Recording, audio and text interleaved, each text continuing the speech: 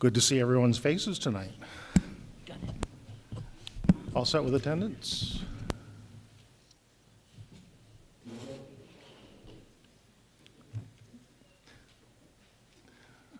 Laura, you all set with attendance? Okay.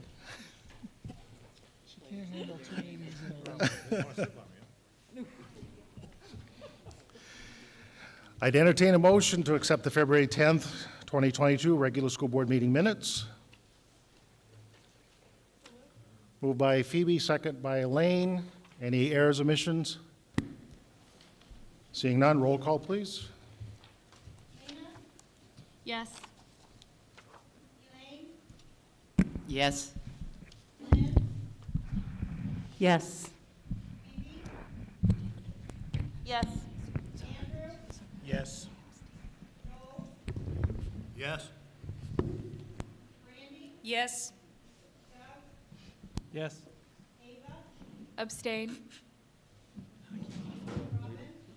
Yes. Yes. So moved. I'd entertain a motion to accept the February 17th, 2022 regular school board meeting minutes. Motion by Lynn, second by Phoebe. Errors, omissions? Seeing none, roll call, please. Yes. Yes. Yes. Yes. Yes. Yes. Yes.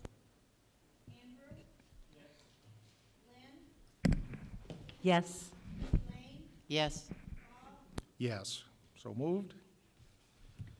And, oh, awesome. We have a Spruce Mountain Middle School student presentation, Feeding Phoenix, right, with Summit Woodcock.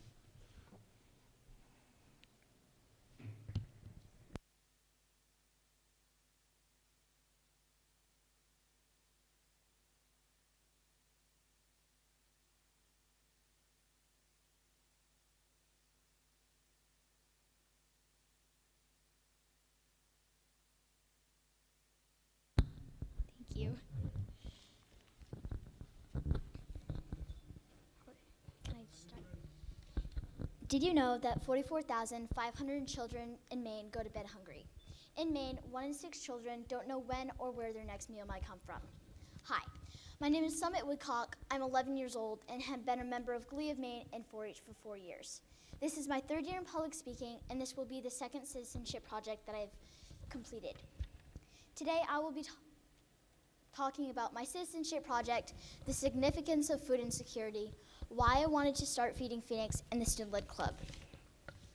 I chose to do another citizenship project because I enjoy helping and serving others to create a safer environment where children can thrive. Through the 4-H citizenship project, I found my 4-H spark.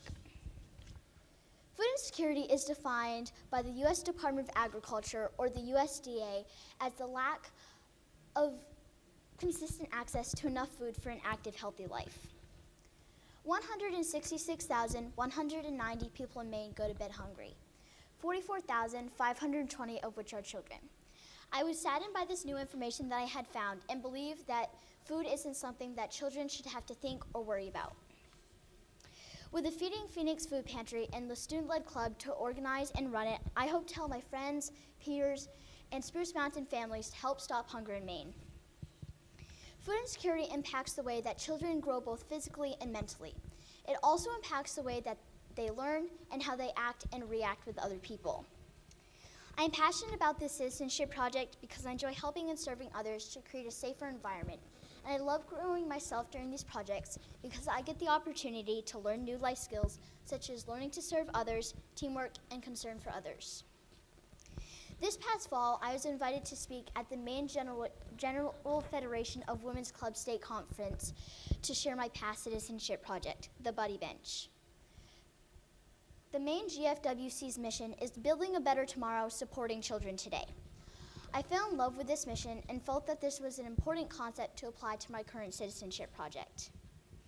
When I arrived at this conference, there were empty boxes of pantry-type items, such as taco shells, pasta, and cake mixes. I was very curious to what these were for. After my presentation, the GFWC president asked if any members or clubs would like to make a donation towards my future citizenship project. I received over $500 to go towards helping fight food insecurity in my community. After the GFWC conference, I was very inspired to get started on starting a food pantry at my school. I then wrote an email to the Spruce Mountain Middle School principal, Miss Luce, to explain my project. We decided to meet so that I could explain more about my project.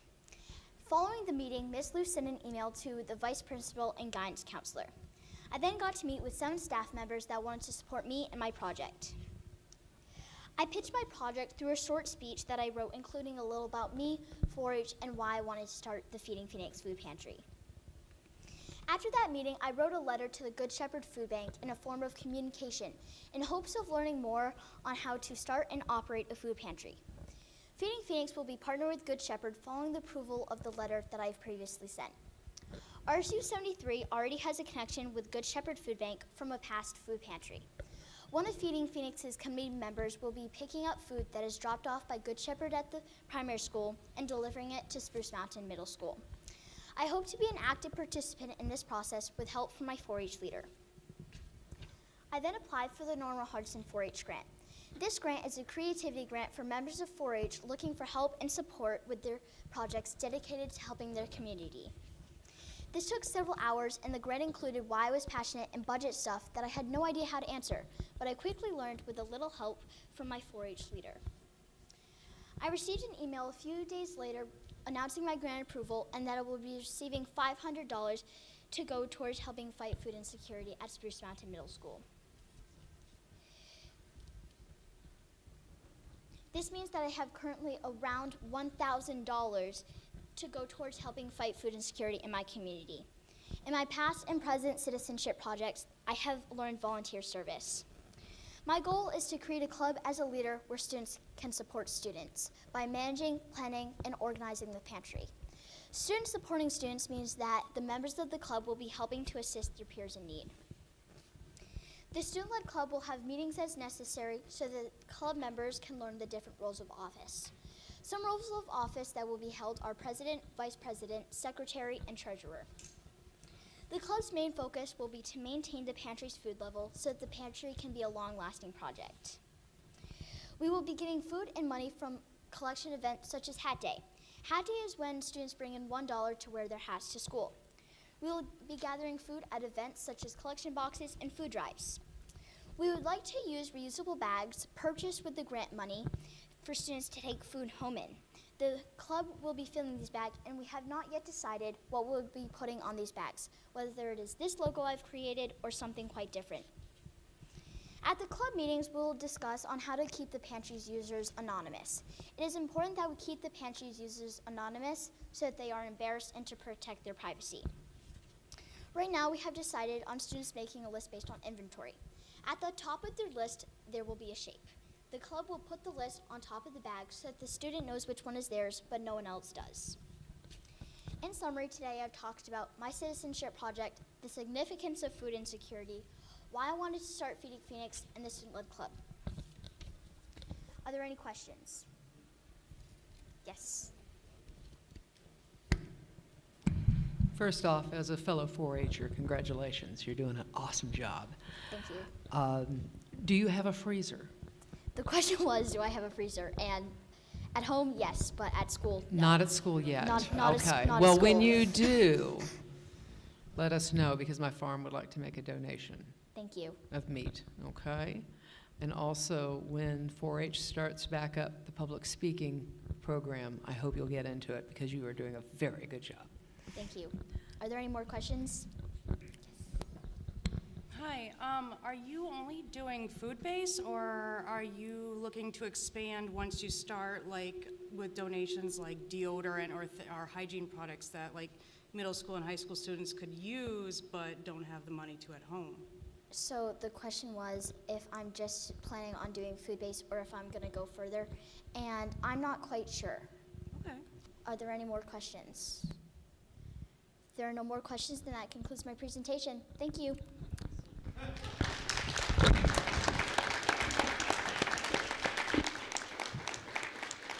Thank you, Summit. You did a great job.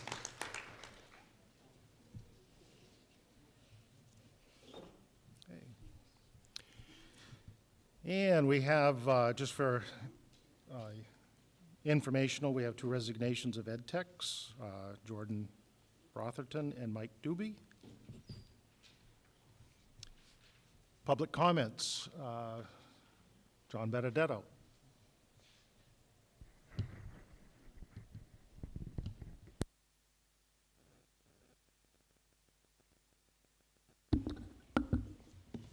Hi, good evening. John Benedetto, Livermore Falls, and some budget stuff and about some of the curriculum and grades and that sort of thing. First, say what an awesome job the young lady just did speaking to the audience. It's definitely quite an accomplishment at that age, so keep up the great work.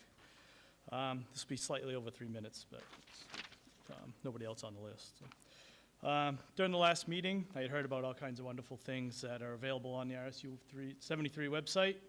I'm still having trouble finding them, so if the school could send out some sort of cheat sheet to the parents, or just some way that we can help navigate the website. The other thing, I see that there is a redesign. However, I think it would still be a great opportunity for the high school students to have a contest to see if they could come up with an RSU73 website design. It may incorporate some new ideas and that sort of stuff, and I think it would just be a great opportunity for the things. You know, in web design, you have like 15 seconds to attract your visitor and get them where they want to be, or lose them forever. Now, with the RSU73 website, I don't have really any alternative, because none of the RSU73 sites have my size, so it sort of works out for you there. Now, on to some of this other stuff, which is a little bit dated. So I haven't been to a meeting for a few days. I'm sure some of the Gang of Six are disappointed that I haven't been able to speak, but I'm back. In the previous meetings, I had obtained a copy of the report of the NWEA testing for RSU73. And in the report, it cited that RSU73 is doing well measured against the national averages. Yet in the report, it is troubling to see that only 40% of the students' achievement level is achievement level is at proficient level or higher. That means 60 to 65% of the students are only achieving basic level or lower. You know, it's heart-wrenching to see that more than half of the students are achieving at such a basic level. And what is worse, I hear some of the RSU73 board members applauding how well the students are performing. To say this is a high-level achievement is really a disgrace. There should be an anonymous way for teachers and students to grade other teachers and the board. So at this proficiency level, the proficiency of math has decreased between 2011 and 2019 from 38% to 34% respectively, for a decline of 4%. You know, why is that? Has anybody been asking this question? You're not able to blame that on COVID. That was pre-COVID.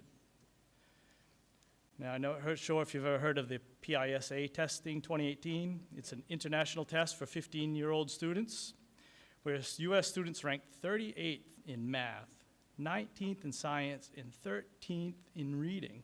Now, mind you, reading English is not even the native language for many of these students of other countries. Asian countries like China, Japan, Korea, Singapore ranked at the top. China, by the way, is the world's largest English-speaking country in the world. Imagine Chinese speaking better English than an American. Vietnam, a third world country, ranked 4th in science. I am certain their school budgets don't increase by $1.4 million this year. I have pictures of Vietnam when I visited, if anyone would like to see what it looks like there. It's actually quite beautiful. Need you to wrap up. Yeah, almost here. When you want to ask yourself again how well the students of RSU73 are being educated when third world countries grade higher on these types of exams. What is RSU73 doing to prepare its students to compete in the global economy in students from around the world? From what I see, it is not. RSU73 should strive to produce proficient and intelligent students that can excel on a global playing field. And it can, but you need a new way of thinking. And test results show that the way of doing things is failing. Almost done. Expected growth in 2020 was all unmet. compared to previous years. COVID, mask wearing, and school closures had a detrimental impact on growth in both math and especially English. I have asked numerous times what RSU73 is doing to make up for the lost learning. I also asked to make remote learning something that you practice on a regular basis, so there is a seamless transition when you require it. Since you implemented remote learning in 2021 for all levels, you should utilize it. Over the past couple of months, the students missed days due to inclement weather. That would have been a perfect opportunity for remote learning. It's 2022 and time for RSU73 to modernize. Stop giving me the excuse about students that may not have access. Instead, use that as an excuse to find a way to solve the problem. I got one more short paragraph. We're done. Done? Yep. Thank you. There's nobody else speaking.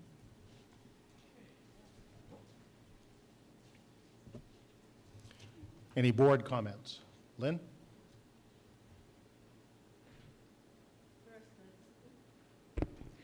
First, as a follow-up from Tuesday's meeting, I was contacted by a parent who is concerned about if her children continue to wear masks in school, that they could be bullied. And I assured her that we had talked and that the administrators are being asked, the staff is being asked to be very aware of the kinds of things that might be going on, but there is some concern there. I also, I speak as a board member, not for the board, but I found your reference to the Gang of Six to be very rude and disrespectful, and that it seems right to me that when someone speaks before the board, they should show the board some respect. Thank you, Lynn. Anyone else? Brandy? I wanted to, is this on? Hi, I wanted to second in on the mask thing. I have 4 children in schools, and they did come back the past 2 days saying that there is a massive bullying going on. Before school even started yesterday, I pulled my kids aside and said, you know, some kids will choose to wear their masks. That's what the right of optional is for. And if you see bullying, you know, depending on the situation, you can intervene to stand up, but don't egg on. I even have a child that decided to keep his mask on, and it could be anxiety-based. We don't know how this is all playing out. I just feel that I believe the schools are well aware. I believe there was an announcement on one of the schools over the intercoms or whatnot about it. But it sounds like a lot of children are getting picked on, nicknames being shoved, and I don't like hearing this.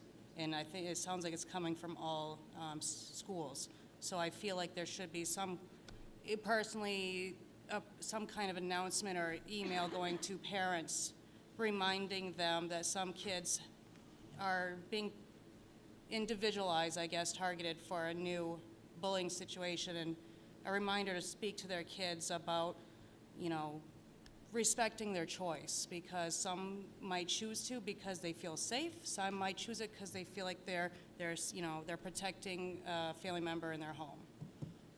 You know, in the end, it was their choice, and a lot of people need to realize to respect that, even though it's asking a lot sometimes with kids, even adults. But I am getting really sick of the whole bullying situations. Thank you. Joel? I've mentioned this before, and Mr. Taylor, I think, sent out an email earlier today to everybody, but I just want to recognize the Spruce Mountain High School students that are working with the robotics team, Blue Crew up there, and I mean, Ava, you're in the mix of that, as well as several others. They've stepped right into the team, programming, helping build, being part of everything up there. First competition for that team is this weekend over at Thomas College. Unfortunately, it's not a public event, but it is being live streamed, and he sent that around, so should be exciting. As you know, I like robotics, so thanks. Really? Anyone else? Phoebe? All right, I know you guys are probably used to me talking about this by now, but the weather keeps shifting again, and I do want to give a shout out to our bus drivers as well as our custodians. Within the last 30 days, they've had to deal with snow, ice, mud, really nice roads, and then construction and everything else in between, as well as dealing with the tiles and other things of that nature when it gets tracked inside the buildings. So I do want to give them a shout out for doing everything they can to help maintain the building as well as keep our kids safe by doing so. Thank you. Anyone else? Okay, Superintendent's report. Good evening. Since our last meeting, I was involved in active shooter training over school vacation. I also met with building principals over vacation for eye observation work. I've done 3 formal observations of special education teachers in the last 2 weeks. I attended the Western Maine Superintendents Association meeting this past week. I've also met twice with the Teachers Association to make sure we were in agreement with our framework and our MOA when it came to becoming masking optional. And I also attended our district's policy meeting the other evening. They don't let me out of that one, so.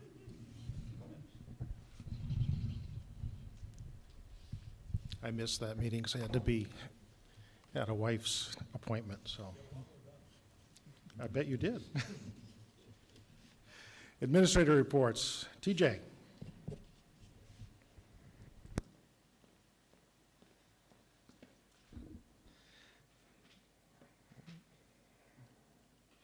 So, wanted to let everybody know that the mask thing went really well over the past 2 days. Students were energized and pretty happy, so it was nice to see. I had a lot of giggling kids as they walked in the door because they felt a little weird. So it was good. It was a good day.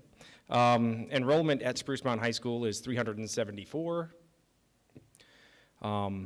The course signups is a big thing that I'd like to talk a little bit about because it's a big part of high school. So we haven't been able to do a normal kind of course signups.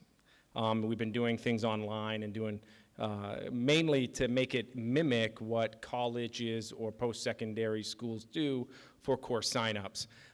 So this past week, we got all that prepped. We will have course signups for our students for grades 9 through 11 on March 28th, 29th, and 30th. And then the 8th graders will get theirs after April break. We're adding quite a few different styles of electives that seem pretty cool, and I can share that with you guys at a later date once we finalize the master schedule. And professional development, this next workshop days that we have on the 17th and 18th, we're going to be dedicating most of our time at our allotted time at the high school for response to intervention and preparing for next year and where that's going to end up. And super important for our seniors, our current seniors, there are a lot of scholarships that this 3 towns give out.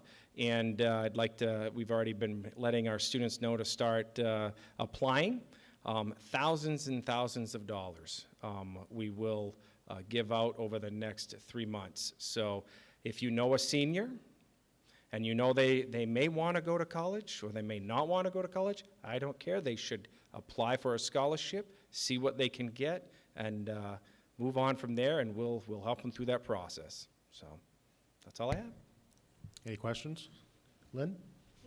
Does that go through the guidance office, any students that want to apply? It starts in the guidance office. The whole main office, the guidance office is all involved because we have so many that it's important to have so many people involved in getting it set up. So you can look on our website, the guidance department website, to see all of the online applications that they can do. Yeah, it's pretty cool to look at. So that's all I have. Anyone else? Thank you. You're welcome. Carrie?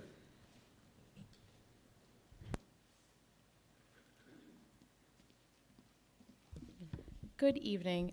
Before I go over my report with you, I just want to say I'm so proud of Summit Woodcock.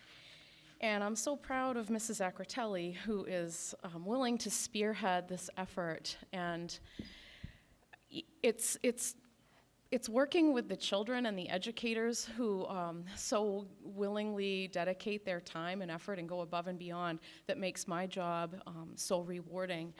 And I just want to point out that this has been a tough school year, and I feel like schools are really easy targets. It's easy to criticize if you're on the sidelines. But Mr. Albert, every time he emails, like all of us, he always closes by saying, hey, remember to be kind. And I guess that's what I would put out there to everyone who's listening. Just remember to be kind, because we're giving everything we have to these children. We love these children. We are doing our best. And so to my report. Tonight I'd like to share updates about enrollment, NAEP testing, summer school, a school-wide fundraiser we've been doing, and a mask update. At the time of my last report, the middle school had 323 students enrolled. We're holding steady. NAEP testing went off last week without a hitch. The majority of our students were present on testing day.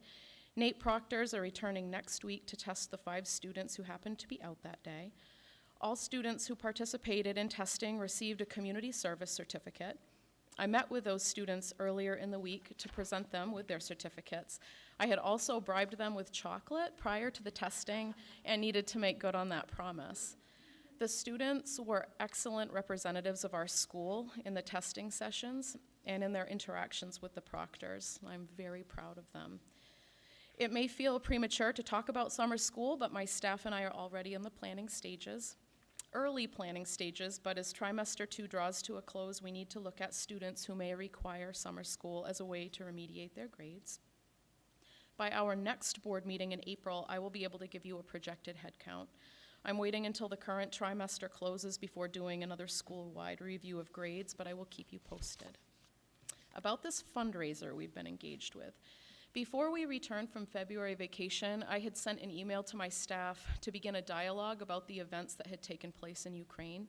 My concern was that our students would be returning to us with fears, concerns, and questions about the conflict, and social media makes these events, which are both tragic and scary, seem closer to home than they are, geographically speaking. As a community of caring educators, we dedicated some time upon students' return from vacation to have age-appropriate discussions with them and give them an opportunity to ask questions and weigh in.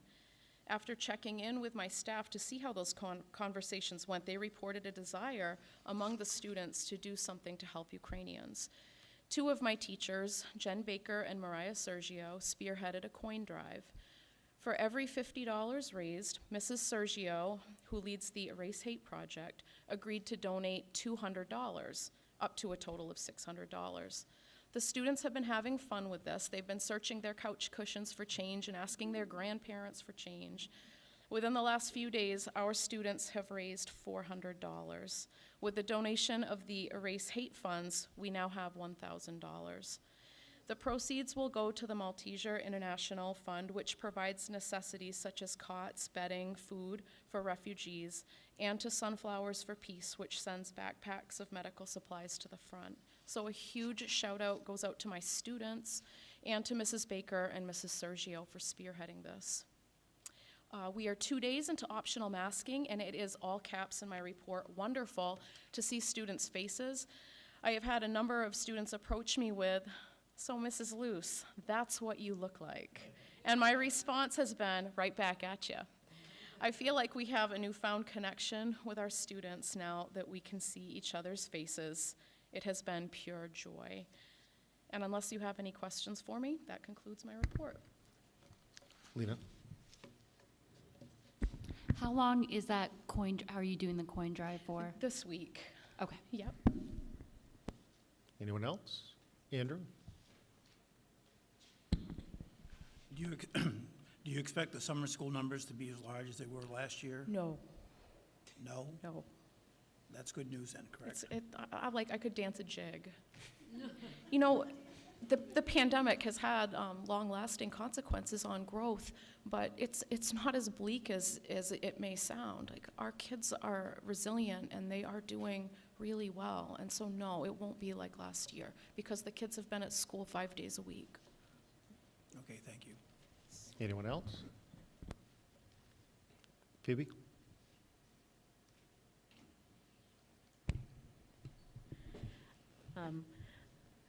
So in regards to the food pantry, did you end up having a room set aside for it to assist with that, and how is that going so far? Very well. We already had shelving in that room, so we didn't need to purchase shelves or anything. Mrs. Acrotelli is queen of organization, and only to be rivaled by Summit. So we're in good hands, and we've got a lot of food right now. You had made a substantial donation a couple weeks back, and I thank you for that. So yeah, we're ready to go. I think we'll be sending food home this weekend. Yeah. Nice.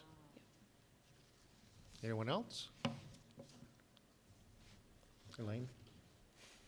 We have a way of notifying the public that I know there are a lot of people who would love to participate by donations, either cash or food. So something that goes to the public as well, because I know there are a lot of people in the community who would love to help. Absolutely, and I love that, and I think that that's our end goal.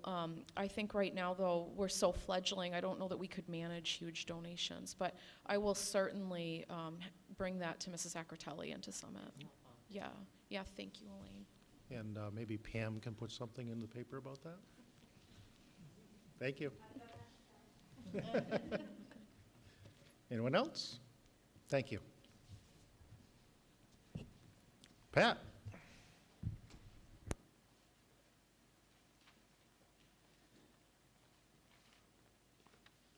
Good evening. I too was going to talk about NAEP. I had NAEP, I believe the day before Carrie. Went off with a hitch. We hit that 90% participation, so luckily they don't have to come back to us. The kids did well.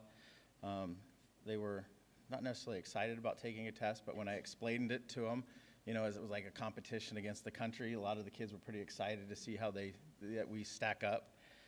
So that went well, and the three ladies who came in were all retired educators, and the one thing that they said about our building was it was just a very calm place, a very inviting, and they could tell that the kids were loved.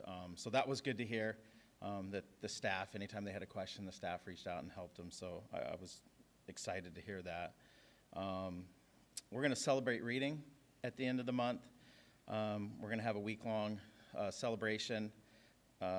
On March 28th, we're going to do Reading That Makes You Glow. Students are going to wear neon or bright colors, and the teacher's going to read books like the Crayons Quit or A Color of His Own, just different books to get kids excited about reading. The kids will be reading those books too. March 29th is going to be our Sporty Tuesday, which is dressed like your favorite athlete or sports team, and we're going to read fiction and nonfiction books about sports and athletes. March 30th is Wacky Wednesday, so they're going to wear clothes that are mismatched or backwards, and we're going to be reading books that are silly and funny to get the kids excited. March 31st is kind of our math day. We're going to do Pattern Thursday, dress in your favorite patterns, and we're going to read, do math and read math about different patterns and the uses of patterns. And I know you're going to find this hard to believe, but I had nothing to do with this. They're doing what's called Honor the Saint. So we're going to wear plaid that day. And then I'm going to find one of my favorite books that I find funny and humorous, and I'm going to read it to the school. So we're going to celebrate reading. Each one of those days, we're also going to do drawings for books so we can get books into kids' hands and that we can get them home and to their siblings. So that's going to be our celebration of reading. Mrs. Stone has lots of ideas. And most of her ideas, I'm like, oh my goodness, how are we going to make this work? But she came to me with a plan where she was going to do it all. And I was like, I like that plan. So she and I used to run a group back in the day together of fifth graders. You were there. That helped, do things for the school, lead by example, create that atmosphere, that positive atmosphere. So she's creating what's called the Good Vibe Club, and she's had fifth graders who are volunteered. Basically, it's a proactive way to get the fifth graders. They want to create a warm and inviting atmosphere at the school. you know, they want to do. We're going to let it be student-led, so the ideas that they come up with to make sure that all the kids feel welcome, you know, that hopefully we can, you know, get after those things, kind of like bullying about masks or just bullying in general. You know, pairing up the older kids. Some of the ideas they have is having the older kids working with the younger kids, because a lot of times the 5th graders don't really know the 3rd graders. But just having that friendly face in the hallways, you know, if they see a 5th grader or something's happening, they can look for help. Some of the things that the 5th graders have talked about are doing posters, doing announcements, buddying up with the younger kids, doing bulletin boards, but creating a place at the school for everybody, so everybody has their place. Which comes back to Summit. I wish she hadn't left, but when Summit was at the elementary, she did the buddy bench. And we have the buddy bench for the playground, so that if a kid, you know, is feeling like they're being left out or they don't have a friend, they could always sit on the buddy bench. We still have the buddy bench. We still use the buddy bench. All the classrooms had the book called The Buddy Bench. So she's a great kid. And I joke about not wanting to speak after Carrie, but I am glad I did not have to go after her. So that's the Good Vibe Club. We're also collaborating with the high school. Mr. Taylor brought down some of the high school kids to help us with grow towers. He came down and was actually teaching the high school kids at the elementary about grow towers. And I learned that it's not hydroponics, it's aeroponics, is the method that we're going to use. They'll be working with Miss Greenleaf's class. They're going to go in there and show the kids a grow tower, what the grow tower is, kind of explain, you know, how it works, what it's for, so to get those kids, you know, excited and involved, you know, with growing their own food, but also the science, you know, the science aspect of it. So that's pretty exciting. It was good to see, like, I like those things where we get the older kids with the younger kids, you know, to get to instill that excitement about science and learning and being productive members of the school community. Math. So prior to the pandemic, we were doing flexible grouping. We had started it with the 3rd grade. Luckily this year we were able to continue it with the 3rd grade. Now we've incorporated the 4th grades doing it. I was lucky I got into a classroom today, and I was just talking to the kids, and one little girl came and saw me, and first we talked about that we didn't really know what each other looked like, and then once we got past that, I was asking her, I said, well, what do you like about flexible grouping? And she goes, I like to get to meet new teachers, I like to get to meet new kids. And I said, well, what else do you like about it? And she's like, I like that it's challenging me at my level. And I'm like, what grade are you in again? And she's like, 3rd. And I'm like, are you sure? Because you don't hear a lot of kids saying, you know, I like to be challenged at my level. So I was excited to hear that. It's going well. You know, we started it and then we had to go away from it with the pandemic. But now, you know, my full intention is getting it all 3 grade levels, to making sure that we're targeting kids at their level, getting kids that need extra help, the help that they need. And also taking those high kids and pushing them as far as we can go. To go with that, I met with Amanda Gage-Kroll this week and also Mrs. LeClaire, and we went through all of the GT testing for 3, 4, 5, and went through all of it to see which kids were whether they were fully into the program or they were going to give them a shot at it. So I was excited about that, you know, getting kids into GT for reading and math. To go along with the flexible grouping. I think it's going to go a long ways to helping us, you know, fill in these gaps. Our school numbers were down 4 from the last report. We're down to 310 students. Any questions, comments? Phoebe? Okay, I think I got it. Okay, so for the reading week, do we have enough book volume for every student to get one, or do you need another box delivered soon? I would have to ask Carly. She has all the boxes and she knows all the quantities of books, but I can ask her if we have Okay. enough to cover all the kids. Shoot me an email, okay? I can do that. Thank you. Elaine? If you need any volunteer readers for Wacky whatever day that is? You would pick that one. I would.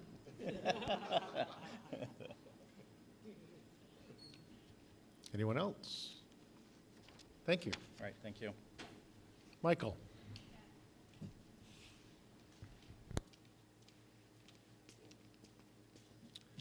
Hello, everyone.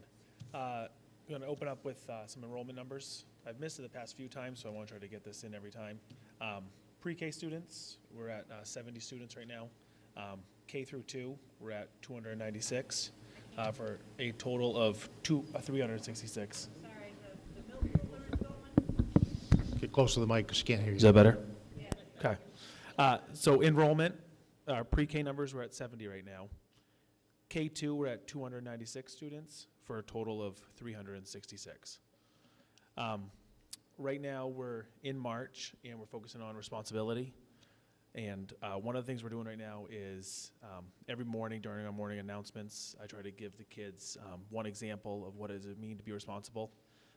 And we're trying to go, like, dig deeper than just making sure they have a pencil that day or making sure they do the homework at nighttime, which those are being responsible, but trying to talk about a few of the, just the bigger things. So one of the ones I talked about yesterday, and I actually using one of our second graders, he had a rough day the day before, had a hard time with his teacher, went home that night, kind of unprompted, wrote an apology letter to her. So I saw him the next morning, and I said, hey, do you mind if I share that story during morning announcements? And I won't use your name. And I just wanted to share it to everyone and just talk about how that took a responsibility to do that. And he was all excited. He said, yeah, please do it. So I shared that story, kind of just talking about making sure you're doing the right thing even when no one's watching. Just little things like that, just different examples we can give to kids. Other thing that we're doing right now, similar to Pat's building, we're doing a reading month. We have a reading challenge going on where we have a reading bingo challenge. So it's a bingo sheet where the kids get to do different things. They have to read a book with colors in the title, read a book to a friend, have a book read to them at nighttime, whatever it might be. Their goal is to read 4,000 books in the month. If they read the 4,000 books, they had to decide kind of what they could do to me. So I had to give them some options to vote on. So I told them I could do like an ice bucket challenge. I told them that if I could take a pie to the face, and then I just kind of offhandedly telling Julie Bolduck, who was putting this together, I was like, well, if you can find a pig, maybe I'll kiss a pig. 2 minutes later, she comes down to the office and says, I found a pig. So overwhelmingly, that was the one the kids voted for. 3 days in, they totaled up the books from Tuesday night, Wednesday night, Thursday night. They read 1,101 books. So they're going to crush the 4,000 book total. So they're all excited. So it's planned right now for April 1st. We've got a little pig coming in, and then. I usually don't interrupt on this, but Pam, can you make sure you get a picture of that one? Thank you. And it was funny because I had one of our first graders, she came up to me one day and she said, Mr. Glenn, you know that if you kiss a pig, you can get a rash. I said, okay. I don't know how she knows this, but so I might take a few days off afterwards if I break out in anything. I also had one of our first graders write me a persuasive letter asking me, because she really wanted me to do the pie in the face, wrote me a letter saying that she'd think it'd be a really good idea if I did a pie in the face also. She'll read double the books. So I've been persuaded to do the pie in the face also. So the kids are excited. The high school actually printed out a picture of myself, photoshopped a picture of me looking like I'm kissing a pig. So that's up on our bulletin board for all the kids to see it. So it's exciting to get them all talking about books, and they always say, you're gonna kiss a pig. And I said, well, you better do your reading tonight. And then kind of one final things, we have kindergarten registration. We have scheduled for April 7th and 8th. So that's a Thursday, Friday. The parents have already started calling in and signing their kids up for that. And we have pre-K registration on May 4th and May 11th, and those are Wednesdays. Any questions, comments? Thank you, Michael. Thank you. Sherry?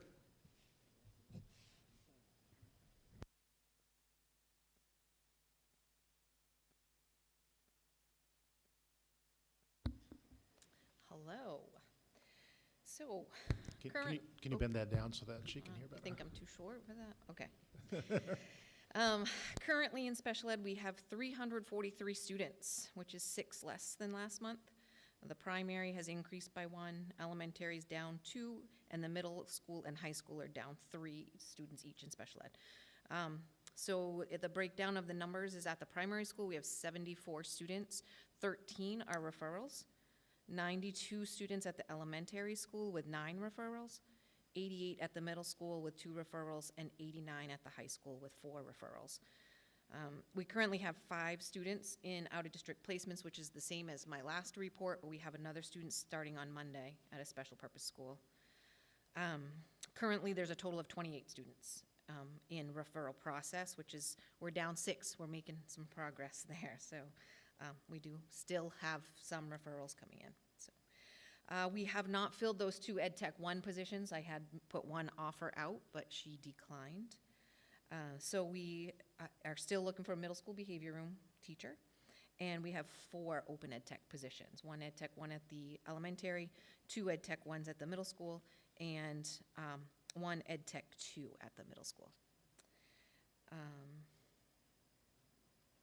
We do have some applicants that have come in, but for the Ed Tech 1 positions, but they don't have their authorizations in hand yet. They're waiting for the DOE on those.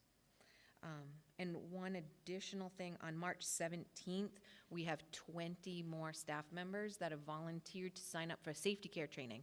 And so this is the full day initial training. That will give us 40 employees district-wide trained for safety care, which is needed for Chapter 33 compliance. So that's everything. Lynn? How are things going for you? I would imagine, would They be are a difficult transition in the middle of the year. So it's super busy. I was very thankful when Megan Packard came back and took my teaching duties away from me. That was fantastic to have a veteran teacher come back because I had replaced her, so she knew the job pretty well. But it's super busy, but I have Tina's support. Tina Collins is a huge piece, and I'm very thankful for that. Anyone else? Thank you, Sherry. Elaine, sorry. Good. I just want to thank our principals. Related to what Lynn said earlier, that part of the job recently has been tough. When I come here and sit and listen to you and you talk about our kids and what they're doing, thank you. Thank you so much. It's not been easy, and I know how hard your people are working every single day. This is why we're here, and this is why we do what we do. And I can't thank you all enough. Please send to all of your staffs our sincere thank you, because you've made me smile where I've wanted not to, and this is great. Thank you.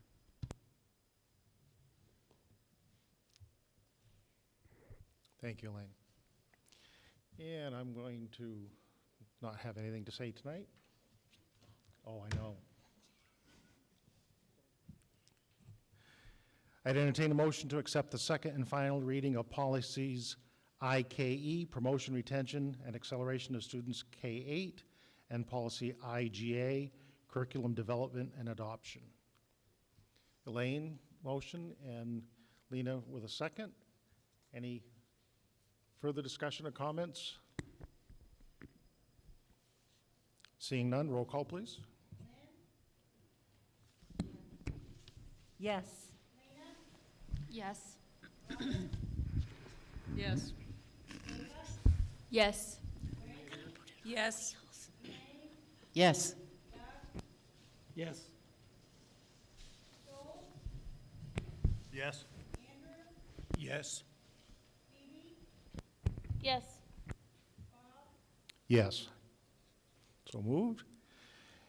And on the next section, just remember that procedures we don't vote on, it's just for your information. So I'd entertain a motion to accept the first reading of policies IHBA, Individualized Education Programs, or IEPs, IHBAA, Referral and General Education Interventions Policy, IHBAC, Child Find, IHBAK, Life-Sustaining Emergency Care, and IHBEA, Program for English Language Learners.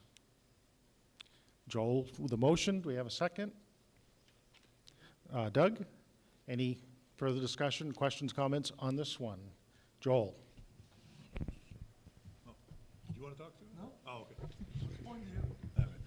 You look like you wanted to jump the mic. So just as a quick reference on all of these, as you know, we're going through our policy book, and we're in I right now. For these first three, it's really just cleaning up some legal references on them.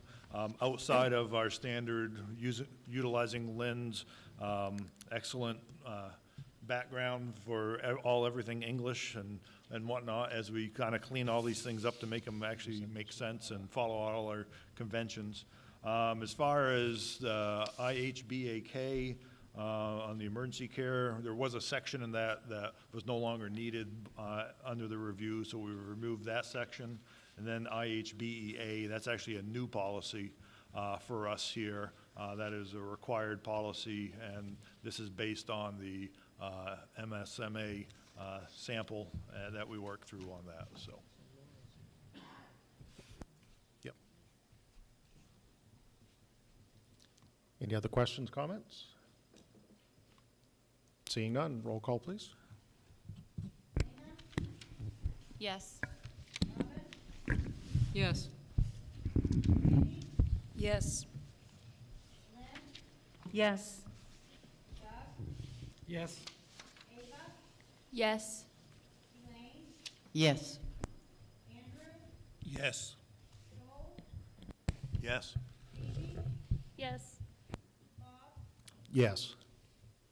So moved. And COVID-19 update. Glad to say this is very short. Our numbers are extremely low. We have 4 cases this week. I'll continue to make my Sunday call to keep people informed. It was great to see so many smiles for both staff and students the last couple of days in the building. It was also good to see that some students and staff are still wearing masks for their own reasons and comfort level, which is what the optional masking is all about. Questions?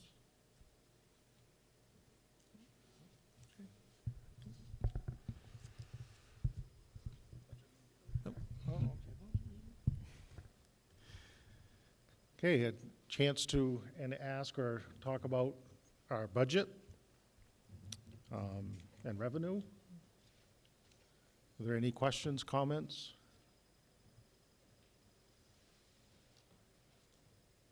Do you have anything to talk about? No, other than that's farther down as the samples. Yep.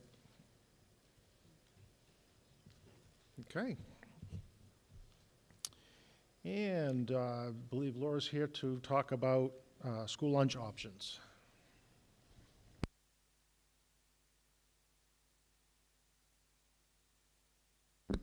Good evening. So I just asked to be added on to this meeting here tonight because I wanted to just go over a few options as we are moving towards the new school year. I believe Laura put in your packet a little bit on CEP and special provision 1, 2, 3, and 4. Basically, we needed to, or I need to pull reports to make sure that the data is collected for our April 1st dates. As we're today looking at the information that we have, all 3 of our lower schools, the middle school, elementary, and primary, will qualify for CEP. Our numbers are off a little bit district-wide to have the high school qualify. I will be meeting tomorrow with the Food and Nutrition Director for Lewiston Auburn, and Lewiston, or actually just Lewiston, excuse me. She has been using the CEP program since 2014, I believe, and she's very well versed. So we wanted to really look at, is there any ability for me to capture more students and get our number just slightly higher so that all of our buildings would qualify. I'm not sure if that's going to be possible, but I continue to look at that. And I just wanted to make sure that the board didn't have any questions about this as we move forward, because obviously a lot goes into doing this and to capturing the data and stuff. So this will be the direction. I think it's a win for our community totally to have all of our students participating in CEP, and I hope that's the way we are able to move, but it is quite likely that 3 of our 4 buildings will be in that direction. There are definite advantages for us to go in the route of the CEP, and one of those is not having to collect the applications and the economic data that has been collected in the past. If the high school goes special provision 2, the data will have to be collected from that building only for 1 year. And then that will set our percentage rates for the 4 years, and that's the number we'll use. We can always choose to opt out of CEP at any time in that 4-year period of time, so that's important for everybody to know as well. But just wanted to make sure that we was able to answer any questions that anybody might have as we move forward. Lynn? What does CEP stand for? Community Eligibility Provision. Thank you. Any other questions? I probably should have noted this, but one disadvantage will be that we will need to capture that economic information in another format, and that's something that all schools that are going to go down this road will be looking at. So it just won't be done by the food service department. Okay? Thank you. Thanks. And I should have actually said at the beginning of the meeting with the adjustments that 15.2 was not going to happen. So now, 15.3, review of sample budget warrants and ballot questions. You guys have the sample budget warrants in front of you. These are the actual numbers that we've had right along. The reason we call it a sample is because now we'll need to go to the lawyers, and they will run through it to make sure everything is all set. And you'll receive that next time with the budget warrants that you guys will actually vote officially on and sign. But these are the numbers we'll be using. The ballot questions, however, we do have to have some actions on some of those tonight so that the lawyer also can then take those and have them ready for the actual official ballots.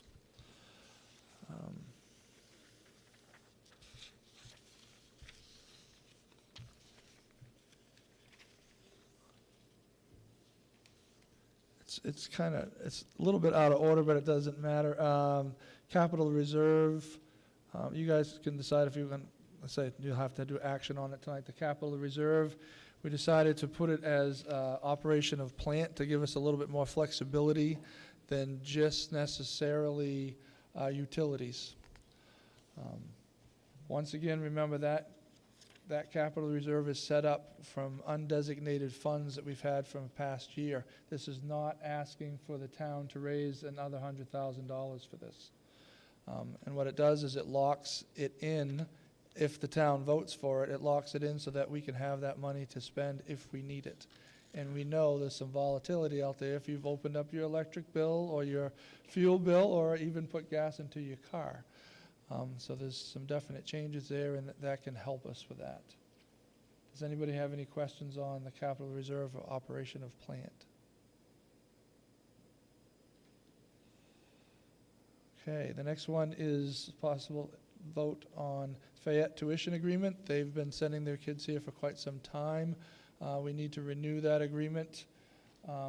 It's a 5-year period. We get the maximum that the state allows for tuition students. I believe it's around, is it 11,000? It's 11,000, Crystal shaking, yes, per student that come here. Also, if it's a special ed student, The town of Fayette pays for anything that that student needs. The special ed money does not come from our district, it comes from their district. So if there is good question. So if there's an out of district placement for a special ed student that comes from Fayette, it would be Fayette that would be paying for that piece. Once again, as you know, or many of you know, Fayette does not have a high school, so they opt to tuition out to us, RSU38, which is Maranacook, or Winthrop. Those are their options and choices. So, does anybody have any questions on tuition agreement? Let's see, and then the Holland Strong tennis court question. We're asking if you guys approve to raise and appropriate $45,000 that exceeds the essential programs and services. That will be matched for money, and it's not written in the question this way, but it is broken down this way that it's just like the percentage that each town pays. So it's like 48% would come from Jay, and the rest would come from the other two towns. So it's like, I believe it's like $11,250 from Livermore Falls and Livermore, and then the rest would come from Jay. So it's actually broken down. It isn't broken down into equal thirds. And remember, this is outside the budget, but I mean, it will change our overall number if it were to be approved, but our budget could be approved and this could be voted down, or I guess our budget could be voted down and this could be approved. But I just want everybody to understand that's why we put it outside the budget. We didn't want this to be denied because of something with the budget, and we didn't want our budget to be denied because someone didn't necessarily agree with this. That's been done in the past in the district when they ended up getting football bleachers. Also, when we got an elevator at the high school, it was put outside so people can actually vote on that individual item separately. And then the last one is just the review. You guys don't have a choice. It has to go before the voters. Is it every 3 years, Crystal? Yeah, every 3 years about the budget validation, whether or not they want to have an actual budget meeting and a referendum vote. Some places will only have a budget meeting and that's where everything's decided, and some towns just have a referendum. This district's been doing both for quite some time now, and if that's what the taxpayers want, if they vote that way, that's what will continue. That you have both sets of ways to vote. Does anybody have any questions on any of those? So we will need to have action on those.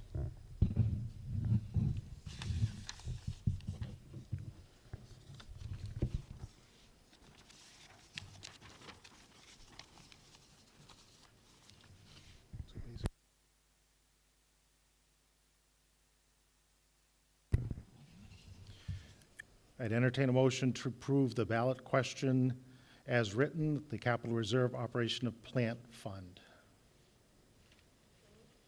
Moved by Phoebe. There was a second by Lena.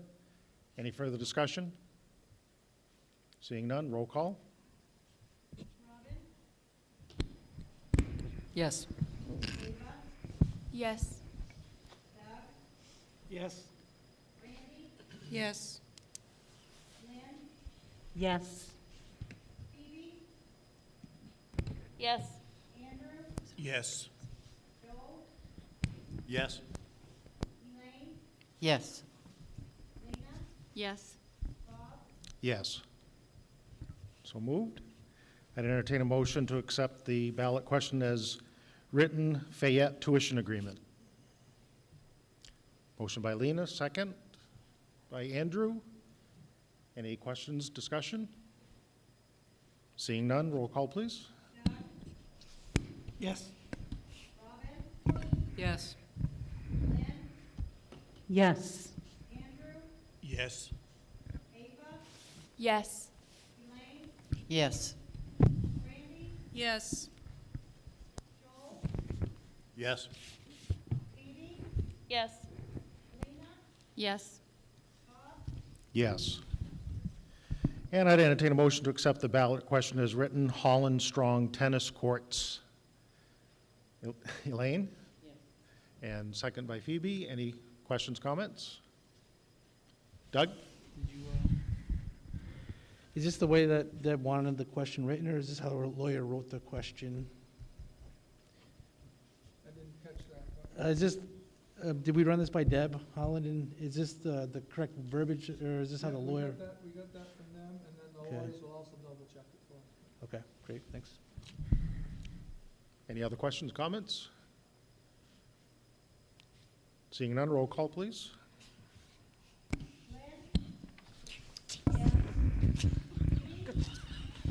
Yes. Yes. Yes. Yes. Yes. Yes. Yes. Yes. Yes. Yes. And you got your list of appointments and hires and resignations. And we don't need the 17th. Yay. March 24th, regular school board meeting at the high school. The Finance Committee meets at 5:30. Again, remember, that's where we'll be signing warrants that night. So everybody needs to be there if at all possible. That's at the high school. And the 7th will be the budget referendum meeting at the middle school, starting at 6. On the 14th, there will be our regular meeting again at the high school. That's a change, high school, 6 p.m. And I believe we have policy on April 5th. Yep. Yep. Just wanted to mention why we've changed these meetings to the high school. As some of you know, we have had a shortage of custodians. It makes it easier for Ken Vining and the custodians to set things up by having it pretty much in one building, or the two buildings connected here instead of being all over the district like we've done in the past. We'll take a look at that at the beginning of next year if we're going to go back to that, or if we're going to try to stay in one or two buildings. Thanks. And I'd entertain a motion to adjourn. Nobody wants to go home. Alina does. You have a second? Phoebe? Roll call? Yes. Yes. Yes. Yes. Yes. Yes.